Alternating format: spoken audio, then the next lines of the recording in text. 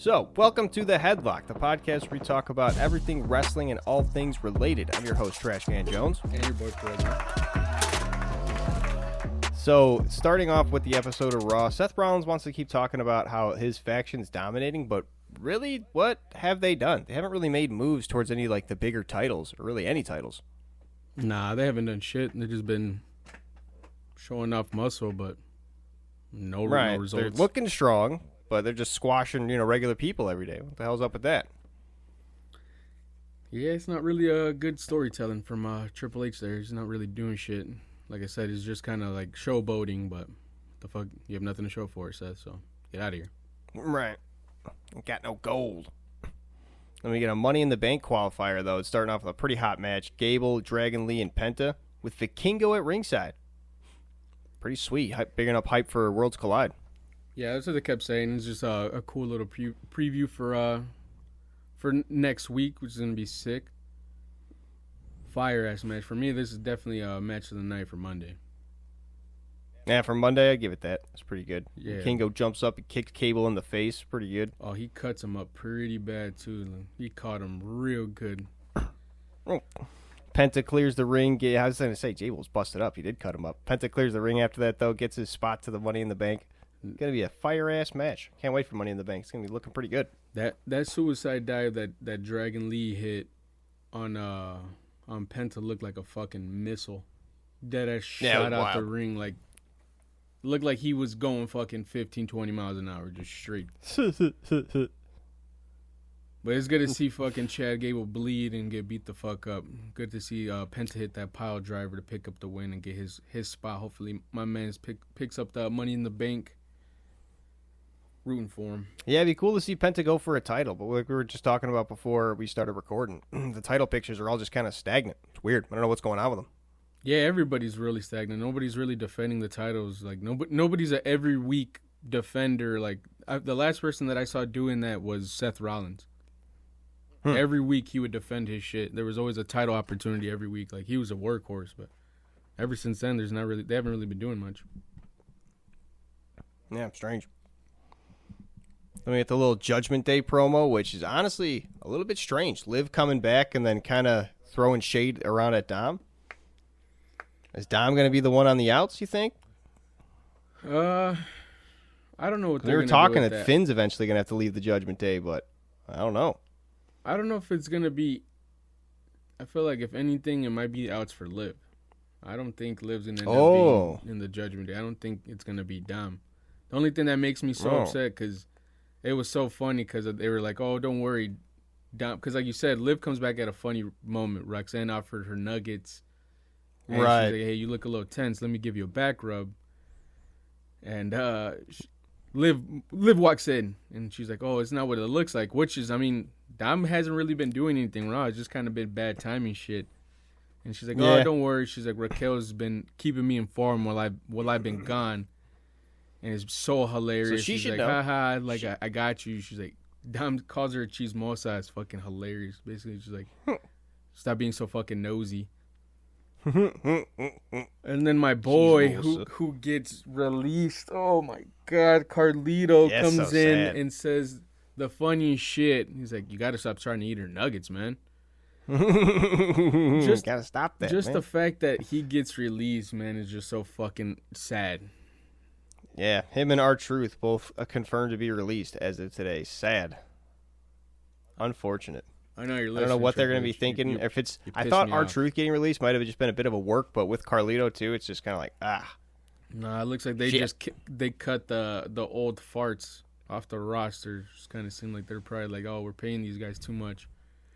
No more comedy. R-Truth was a fucking workhorse though. He was putting it in. R-Truth was still putting in 5-star matches against top talent in the WWE roster. Like, I don't understand. I don't understand that move whatsoever. Unless they're planning. That's gonna be Zilla and what's his name? Haiku. I forgot his fucking name. That tall ass dude, Samoan. He's one of the cousins that we saw at New Japan for the Bloodline. Oh, I don't remember. So I feel like that's what's going to end up happening. That's probably what they're planning on doing there, just making cap room. And then we get New Day and the War Raiders and American Made. Pretty decent match. Like to see. I want to say it again. The triple threat matches have been a lot better to where there's not been naps. I don't know if they just really are listening, but pretty decent shit. Yeah, it's pretty good. I like the match a lot. Yeah, I normally like sigh and roll my eyes at a triple threat match, but they've been doing good and not just going through the regular motions. Yeah, it was pretty cool how they played it out. They had American Made and New Day kind of tag up on War Raiders because right away the build didn't even start and it's already fucking chaos. They just I don't know. I think I might have been thinking of the other triple threat. No, it was this one. Yeah, all hell breaks loose. They didn't even start the match and they just start going at it. War Raiders clear the fucking ring. Yeah, they're trying to. It looks like they're trying to build them up a little more, which I've been happy about because the War Raiders, their title run was kind of just like, not really that great. So I'm liking to see them strong. They're out fucking good. Their title run was pretty good. It's just the only things just didn't make sense. Like they just came back from injury and just like, oh. And they got the title, and then they were just the strongest again and beating everybody. But there was no like story to it other than we are big strong men. And it's like, all right. Yeah. You don't even have like a villain to go against, like no one's trying to dethrone you. Yeah, true. But it's pretty cool how they did it. They had like American Made and New Day team up on them, which ends up fucking them in the long run. They ended up, I don't know why they ended up like putting so much trust into the New Day, thinking like, oh, these guys, we could trust these guys. Like, no, they're trying to win. They got our backs for now. Idiots. Like, they ended up screwing them over, pushing them off the top ropes. Or no, he lets Julius fucking hit him on the top ropes, and he just goes for a quick pin. Like, yeah, he just gives him the quick pin roll up. You fucking dummies.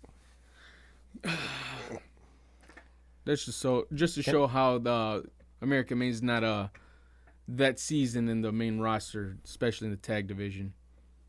Yeah, no, they're still rookies comparatively, especially to the New Day and War Raiders. Oh, 100%. Jey Uso's promo though, not the best and brightest from him. I've been trying to defend this man. You know what? Let me tell you something. I got something to say, or whatever the fuck he just kept like stalling for it. I don't know if he like is given a script and has to like is having trouble remembering it, but doesn't sound good. Yeah, I've been trying to defend Jey Uso every week, but it's just like every week he's just crapping the bed more and more. It's like I can't keep defending you, dude, when you're not producing shit. Yeah, well, even if Gunther's promos are just kind of like stock standard villain boring, at least it's like it's smooth, As Jey Uso comes out and talking right after him, you're kind of like, that's not great. Double not great that it's like right after with like this is the guy you're supposed to be going again. I think Gunther won that promo battle. Like, I'm surprised people were willing to yeet with them afterwards. I mean, you gotta yeet with the champ. I mean, he's there, so. Then we get Liv Morgan and Kairi Sane. Pardon me. Decent match. Liv Morgan coming back from... she was in Hollywood, right? That was her whole story. Like, she went off to Hollywood to go do her thing. Which is real. She was in a movie. Any word as to what that movie was? Nah, I really don't give a fuck. I really don't care, to be honest with you. I didn't even look into it. It's just like, oh, cool. I mean, good for her. Really good for her. Yeah, I mean, probably got that $1. But, I mean, I guess. if it's not out there, like, oh, this is the movie that she's going to be in, it's like, I really don't care to look into it like that. Yeah, probably not even that great of a movie, honestly. I don't even think she got I don't even think it's a big role, so that's why it's like, doesn't really matter. Yeah. Yeah, Liv gets distracted by, it's a fight between, like, who is it? Like Roxanne and somebody else who's out there? See, because it's Raquel obviously going to be ringside with Liv. But see, Roxanne, it genuinely looks like she wanted to help, though. That's the thing. Like she went to she tries to help, and then but it just kind of looks in Raquel's eyes, I guess, because she ends up losing, but it's not even her fault, to be honest. And Raquel's like, "What are you doing out here? I'm doing this shit." Yeah, no, it's not. But I feel like you might be right with that whole Liv Morgan going to be crashing out because she might start trying to blame everybody else. Yep, and then maybe Roxanne's going to take over. Right. Oh shit. Yep. Well, I mean, Liv Morgan doesn't need the hype of the Judgment Day. Roxanne kind of does right now because she's getting that push. So Why not throw the two young Latin lovers in the Judgment Day, being Roxanne Perez and Dominic Mysterio being two Mexicans? You know, it's pretty sick, I guess. Yeah. Becky Lynch's promos, though, I think I'm starting to get on your side of just being fucking annoyed with this. She comes out just complaining, and then all this shit about, like, I got my hot husband and your fucking shitty husband.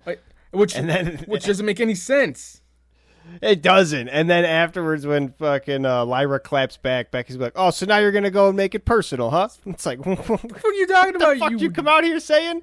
You came out with the most personal shit ever. You came out trying to be the most craziest offhand bitch. This is I'm sick of her. I'm really rooting for Lyra now. Yeah, bro. She's reminding me of sad to say, but she's like a Charlotte Flair. She's just kind of crashing and burning out of here.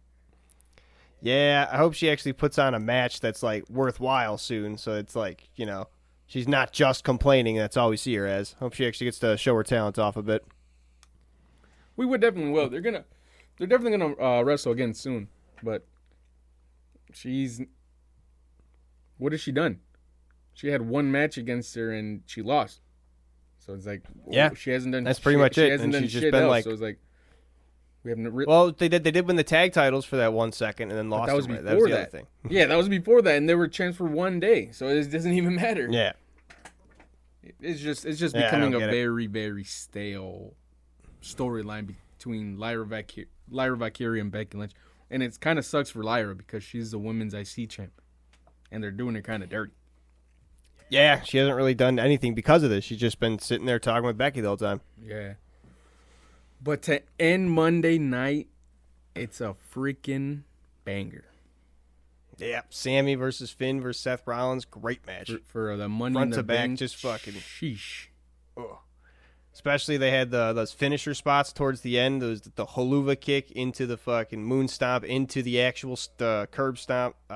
So good. Yeah, no, it was the. Well, I mean, Finn goes for the coup de grace, and. Oh, I might have that out of order. Yeah, because he does like the double drop kick into the chest first. Yeah, I forget how it all goes. The coup de grace, and then Seth hits the stomp, and then Sammy hits the haluva on Rollins, but then Braun pulls him off. That's what it is. Yeah, Sammy's about to get the win, but Breakker pulls him out. Yeah, which causes Jey Uso to get pissed off. Obviously, he comes out, and he takes out Braun, and Bronson Reed was like pretty fucking dope to see, but. Numbers with a pair of the worst looking super kicks.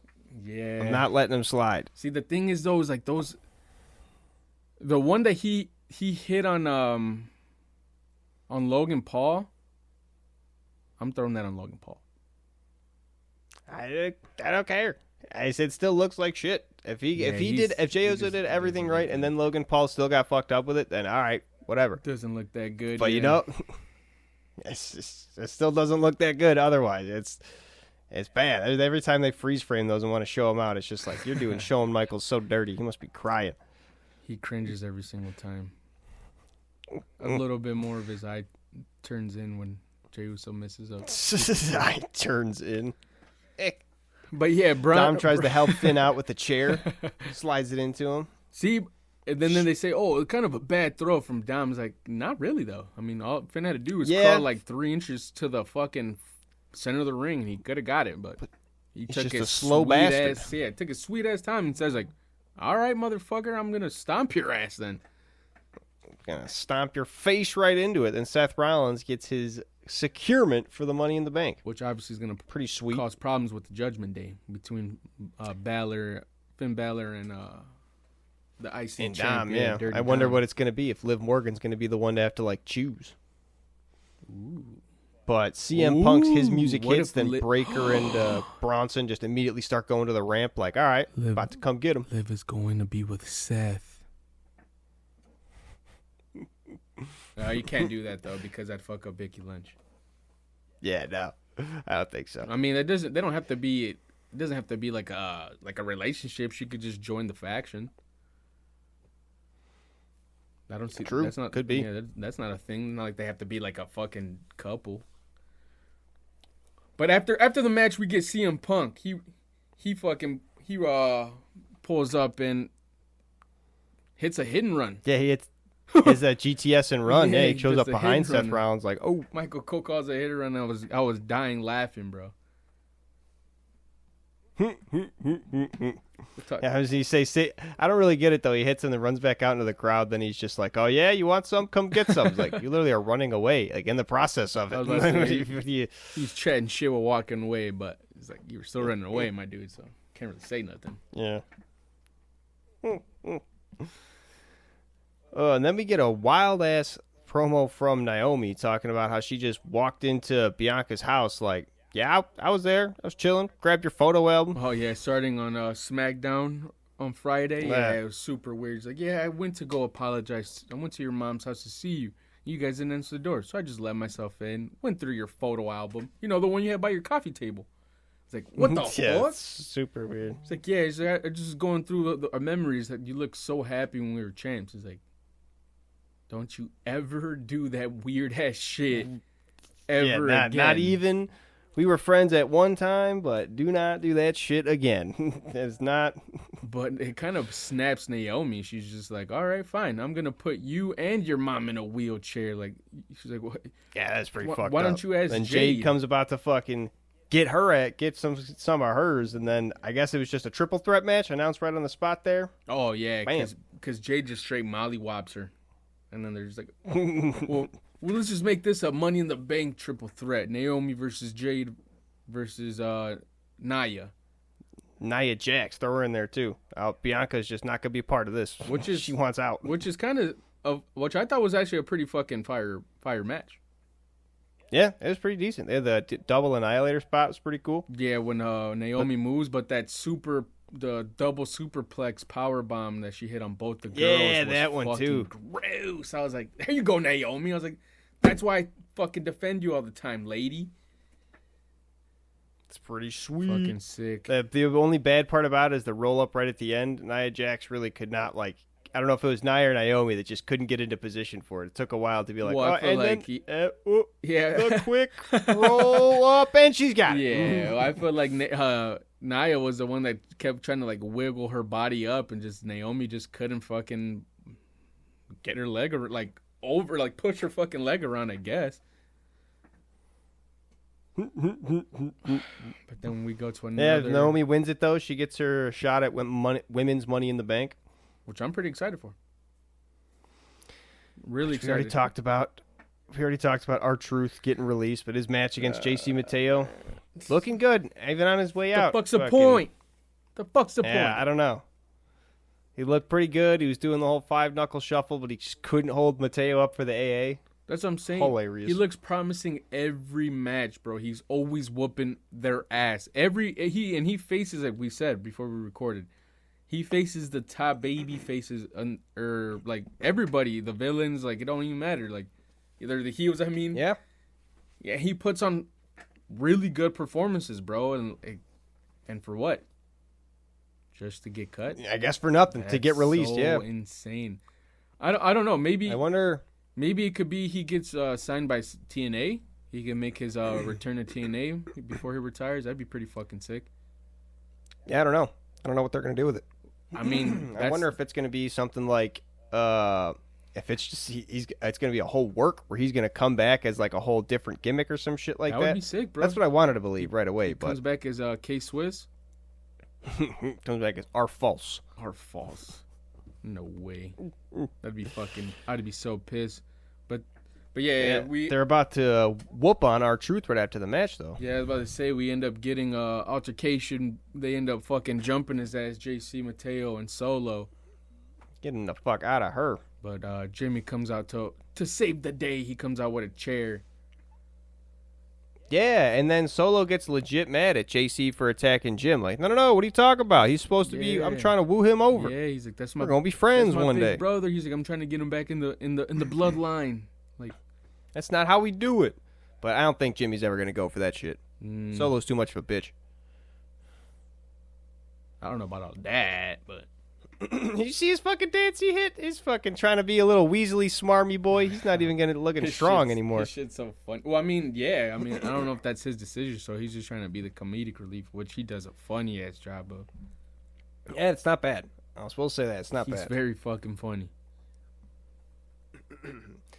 DIY claims that the SmackDown division, or like the tag division's dead, so they do their whole little moment of silence thing. I love when they do that shit, bro. That's so fucking funny. And everybody just starts booing as soon as they do it. Nobody ever participates in their moment of silences, bro. It's hilarious. Nah, fuck them. But yeah, we have DIY out there. We have Fraxium. We have the Street Profits. We have the Motor City Machine Guns. They hit a dope little fucking promo. They do the moment of silence, like you said, and then it just goes black. And we see the Wyatt Six again, man. Pretty fucking dope. The Wyatt Six. Bo Dallas as Uncle Howdy. They send us a very good message to the tag division saying, like, we're here, we're back, and we're fucking coming for you. Yeah, I wonder who's going to be if, like, they come and take a title or something. Who's going to be the ones to hold it? Think it'll be, like, Rowan and Howdy? Probably. The two big boys? Yeah, probably. I don't know. Or maybe... I don't know, maybe they're going to be the ones who get solo titles. Maybe Howdy gets a solo title. I was about to say, I think maybe Howdy will get a solo title. I don't think they're going to give him a part of the tag. It might be either Joe Gacy or obviously Dexter Lumis with the red beard. But they're doing the Street Profits super dirty. I want to just say that. Get off that my chesticles, you know? Yeah, they came back, they took the titles, and we're like, all right, we're going to be running this shit now. And then they came back so strong, just kind of haven't. Yeah, they came back strong, but they really haven't been running shit. And now that the Wyatt Six came back, they really just put up the brakes. That's not them, though, bro. That's just straight bad storyline, bad writing, bro, from the creators of WWE. That's horrible writing for the Street Profits. They were literally like the new fucking Bobby Lashley, and like they were the new Hurt Business almost, bro. It felt like. Essentially, yeah. Like they were just haven't been doing taking shit. Everybody out, bro. They took out the whole tag division themselves, and then for what? Pretty much for them just to get fucked over by Fraxium. Yeah, when Fraxium gets did Fraxium pick up the win against them in the non-title? The 9 times they picked up the win. That's what I'm saying. They did them so dirty, bro. And now the Wyatt Six back, and now they're fucking them over. Yeah, after it looks like their tag title run's already coming to an end, which is kind of strange. Super fucking sad, bro. I wanted them to be a dominant ass force in the tag division, and it seems like it's just coming to a very, very like a strong halt. Like they're just like, nah, fuck that. But it was super cool to see how they deliver that Sister Abigail and say like, oh, we're here, we're back, we're coming. And we got Naomi talking shit to Tiffy, which hasn't really been. Naomi's had her whole sights set on Bianca and that whole thing, but now I guess her promos are fire. Also coming for the title. Now that she's been in the Money in the Bank, she's gonna be like cashing it in. Hell yeah. As soon as I win it. Super fire promo from Naomi and Tiffy. And Alexa Bliss, because she pulls up too. I was going to say, Alexa Bliss comes up and be like, me too, don't forget. She's like, I don't know what this crazy psycho's talking about. You don't got to worry about her. You got to worry about my psycho ass. Because I'm coming for you. Call an ambulance, but not for me. which is fucking cool. They just straight like, I hope you know, if I win, I'm going to come after you. I'm like, no, but if I win, I'm also going to come for you. So just letting you fucking know. So Tiffy needs to watch her fucking back, dude. And then who was that with Rey Fenix that was going against Los Garza? Bro, this is the dude I told you that was I forgot what fucking where did he come from? Was it DPW, bro? I think Javon Evans came from. I told you to look his ass up a long ass time ago, bro. When before he got signed to NXT, because I told you, I was like, bro, I'm like, Javon Evans got signed to NXT. You're like, oh, that's the dude you told me to look up. I haven't looked him up yet. I'm gonna check him out. That dude needs call up ASA fucking P, bro. And then you throw him with Rey Fenix. That was pretty fire. I don't give a fuck. I think that would be. I don't give a fuck. That was my match of the night for SmackDown for sure. 100%. There was a lot of cool ass spots in that. 100%. Had Ethan Page at ringside trying to distract too. Got a lot of different fucking. Storylines, not even non-WWE coming in for that. What was even that about? Why the fuck was... I mean, I'm super happy that Javon Evans is on the... got his main roster call-up, basically, but, what the fuck was it even about? What's the storyline behind that? I think and Javon Evans and Ethan Page just got beef, and they're saying it was hyping up for Worlds Collide. But why were they on SmackDown? I assume they're going to have a match for that. I don't know. That's crazy. But that might be match of the month, bro. Just the shit that Javon Evans hits, like everything he hits, bro, looks so fucking clean, dude. So fucking clean. His springboard crossbody from across the whole goddamn ring, bro. His cutters are insane.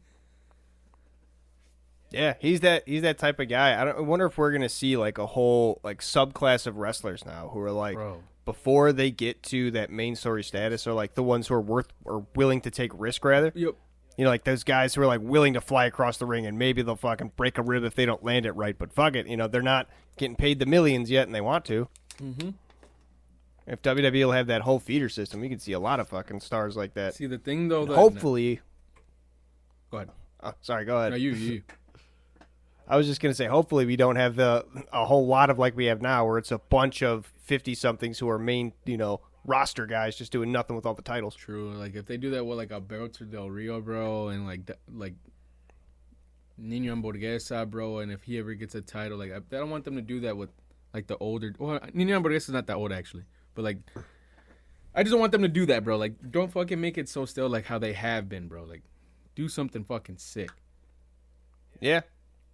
Get some actual rising talent in there. Get them to hold the belts and make this shit like an active scene. Yeah, bro. You can give the old guys their props. You don't need to give them the title run and make the shows about them. Yeah, now that we got the AAA though too, what they can do, bro, is bring back the cruiserweight division.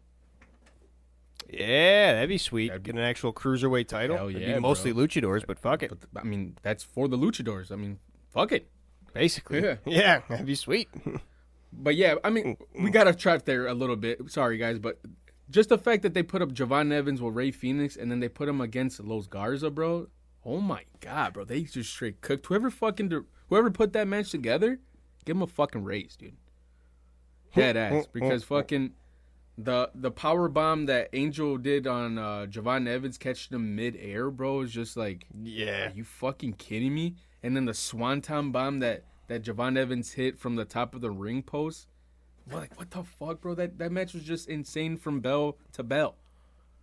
Yeah, they were just pulling out all the stops, trying to be like. I mean, it was Javon Evans' basically WWE debut, basically. So, because he said he was on to NXT, but I mean that's not main roster, so who really gives a shit? Main roster debut is the one people care about. I mean, he had to show out for it, dude.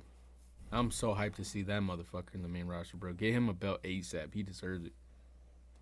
It's all too crowded right now. We got John Cena. We got Jey Uso's not an old guy, but he's basically acting like one. That's what I'm saying. He could be in the cruiserweight division. Do you think Jey Uso could be in the cruiserweight division? No, I'm talking about Javon Evans. Oh, yeah. No. Jey Uso's a big boy. That's why he's that's why he's a world heavyweight. It's wild. How tall is Jey Uso? I don't think I've ever looked that up. He doesn't really seem like a big guy. He's just like a big going build. Against Gunther. He's just a bigger build, dude. That's if anything. Oh, but before we move on, bro, Los Garza hit the MTY to finish off the fucking match. Holy crap, bro. Holy shit crap. Looks like it hurts. That shit looks so like fucking sick. And I'm assuming I'm gonna look it up right now and you could talk about the next match while I look at this up. I'm assuming the MTY stands for Monterrey. I'm assuming that's where they're from Mexico. I'm gonna look it up. So Monterrey, is there a Y in Monterrey? Yeah, that's the abbreviation for Monterrey. Is usually MTY. So let me look that up.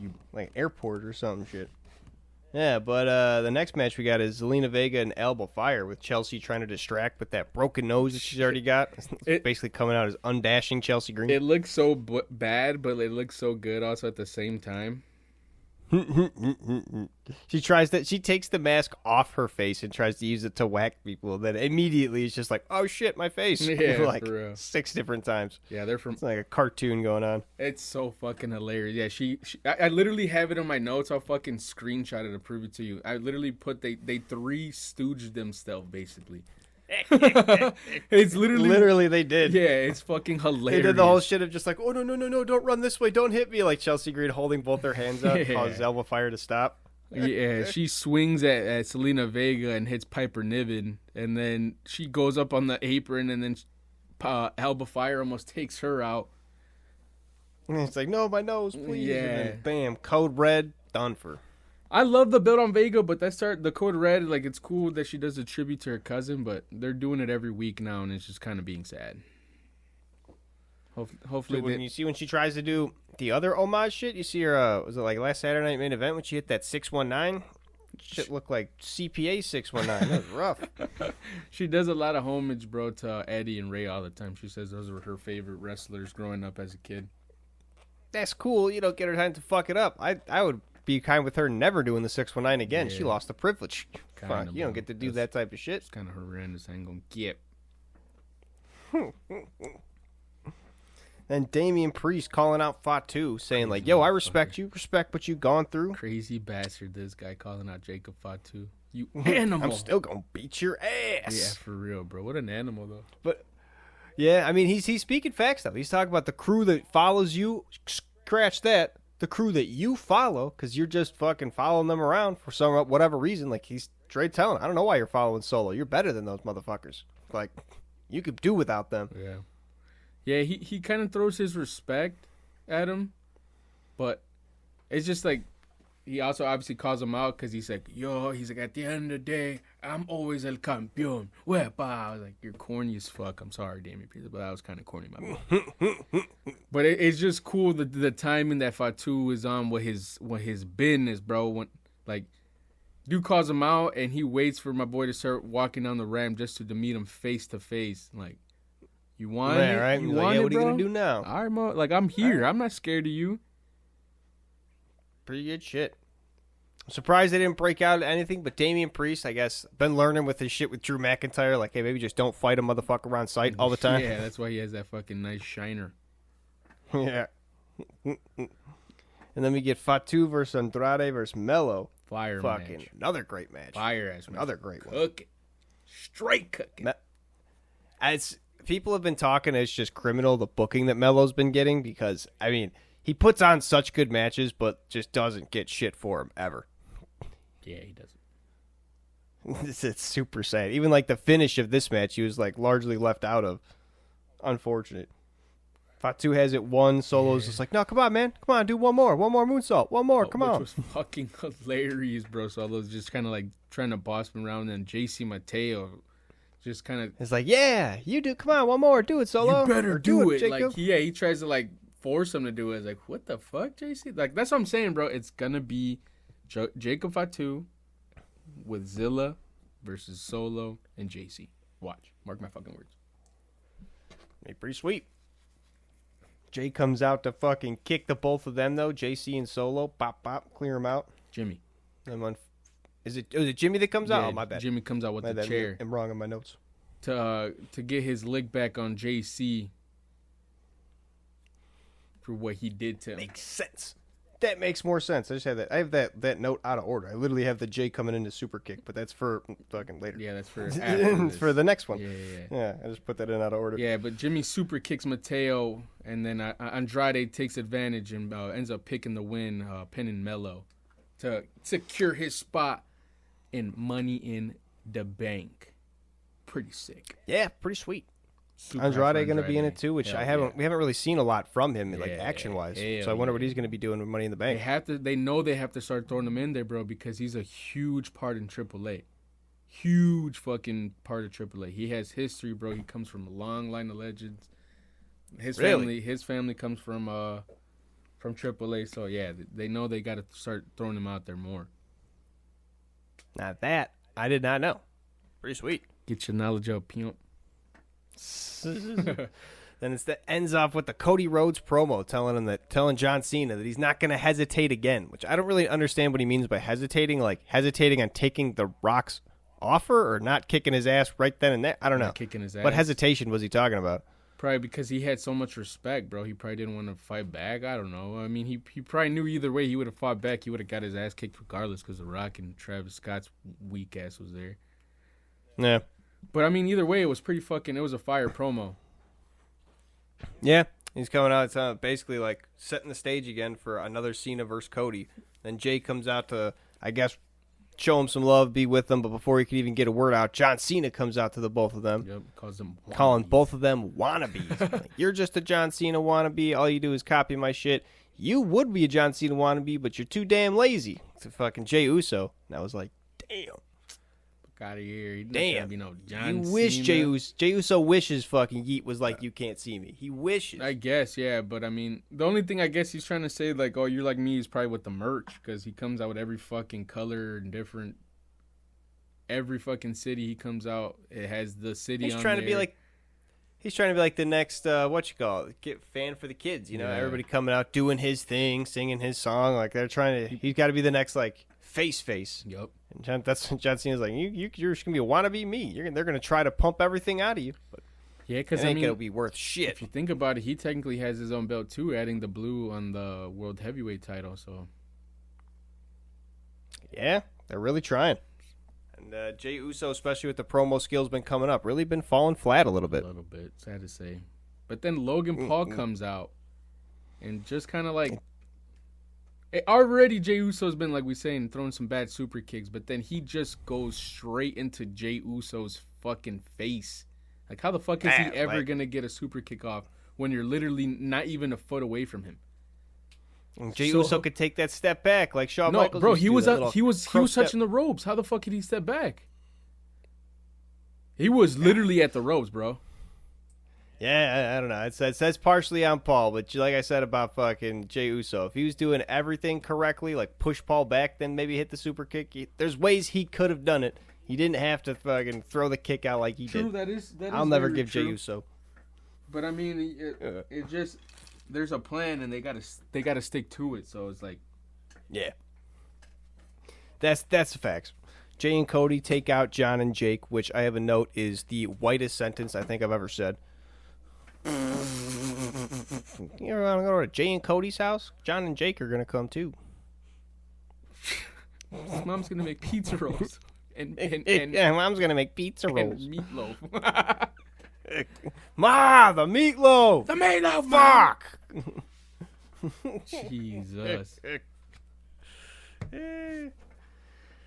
Yeah, sad to see R-Truth and Carlito getting released. I hope it's not going to be like a whole other round of layoffs where it's just going to you see a whole list of them coming in the next couple weeks. Like we said before, I'm going to say it again, we're talking a little bit before we started recording, but I feel like they're doing it for salary cap, obviously, bro. Like, they had to drop Carlito and Truth because, I mean, they're not doing much. Yeah, as much as we love to see them, but what are they really doing, you know?